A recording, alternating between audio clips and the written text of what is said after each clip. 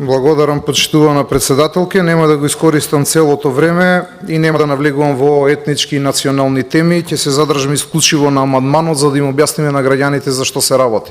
Се работи за амандман претходно на колегите од ДУИ кои што бара наместо 2 милиони денари за чествување на Охридскиот рамковен договор, таа сума да стане 5 милиони денари и ја одземаат од спорт. Од субвенциите за спорт. 3 милиони денари од субвенциите за спорт.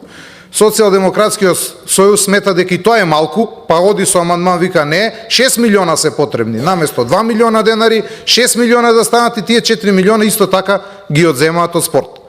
Јас не сум изненаден на ваквиот тип на амандман, бидејќи луѓе кои што спортот досега го рачунаа дека играње на фудбал во канцеларии, а чествувањата беа со по 300.000 евра, така се навикнати.